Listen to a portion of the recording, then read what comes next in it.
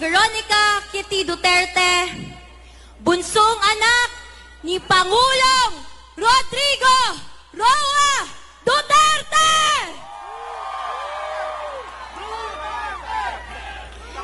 Una sa lahat, lubos na nagpapasalamat ako sa patuloy niyong pagmamahal at pagsuporta kay PRRD, sa amin na pamilya niya, at sa Duterte!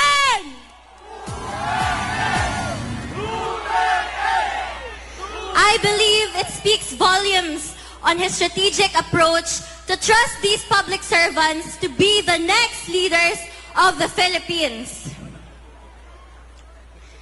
I would like to thank you, the Duterte, for your unwavering loyalty, not just to my father, but to the Filipino people. Maraming salamat sa inyo. Your principles cannot be bribed with money, power, and influence. It will not be forgotten. It has been my greatest honor in my 21 years. It has been my greatest honor to stand and fight for my country, my fellow men, my family, and for my father, who loved me into the woman I am today. Bago siya kinuha sa akin, the night before it happened, magkatabi pa kaming natulog. I asked him, "Dada, what's gonna happen to you?" And as a father who didn't want his baby girl to worry, he responded with his usual phrase, "Asus, wala yan, maniwala ka dyan." To my Dada Rudy, who will be watching this later, pinalangga ka ni Kitty, ayaw na kalimti. Know that I remain unafraid, unbent, and unswayed, just like you. Your battle is my battle. Mabuhay ka at mabuhay ang Pilipinas!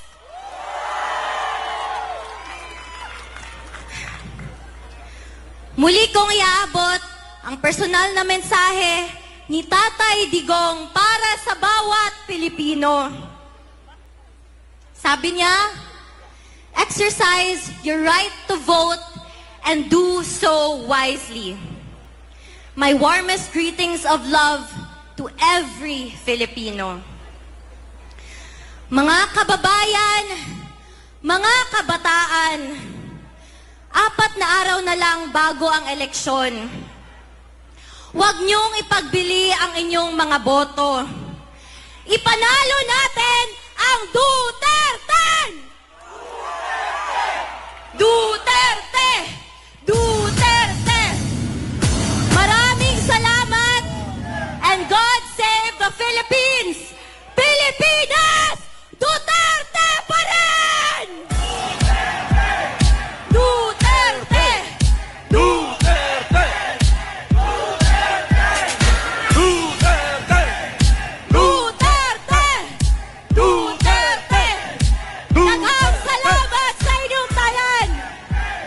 PDP Laban, PDP Laban Street, PDP Laban Street, PDP Laban Street. Ating iboto ang boses ng mga katutubo at nagmamahal sa bayan. Number 18 sa balota, Epanaw Sambayanan Party List.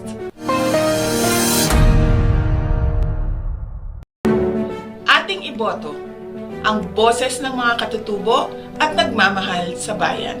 Number 18 sa balota, Epanaw Sambayanan Party List. Ating iboto ang boses ng mga katutubo at nagmamahal sa bayan. Number 18 sa balota, Epanaw Sambayanan Party List. Hindi ako ang problema ng Pilipinas. Hindi Duterte ang problema ng Pilipinas. Sino nga ba ang tunay na makikinabang kung tuluyan ng burahin sa mundo ang pamilyang Duterte.